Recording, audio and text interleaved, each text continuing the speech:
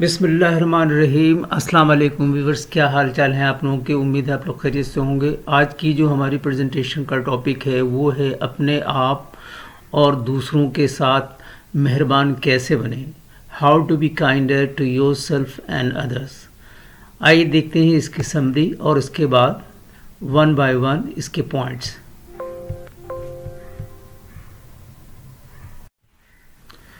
خود اور دوسروں کے لیے کیسے مہربان بنیں. قارئین کو باطنی اور ظاہری طور پر ہمدردی کو اپنانے کی ترغیب دیتا ہے. یہ خود قبولیت کی کمال پسندی کو چھوڑنے اور معافی کی مشق کرنے کی اہمیت کو اجاگر کرتا ہے.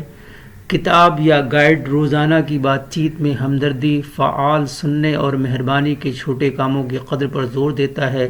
یہ صبر اور تفہیم کو فروغ دینے کے ایک آلے کے طور پر ذہن سازی کا مشورہ دیتا ہے.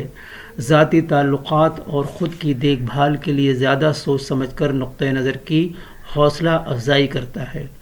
یہ ایک مہربان ذہنیت کو پروان چڑھانے سے گائیڈ کا مقصد افراد کو زیادہ مثبت، مربوط اور مکمل زندگی بنانے میں مدد کرتا ہے. Point number 1، start with your self. اپنے آپ سے شروع کریں. نمبر 2 ہے لسن ود انٹینٹ، نیت سے سنیں. نمبر 3 ہے پریکٹس گریٹیٹیوڈ، شکر گزاری کی مشق کریں.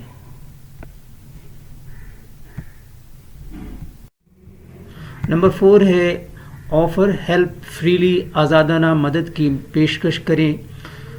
نمبر 5 ہے کمیونیکیٹ ود امپیتھی، ہمدردی کے ساتھ بات چیت کریں. نمبر 6 ہے لرن ٹو فارگیو، معاف کرنا سیکھیں.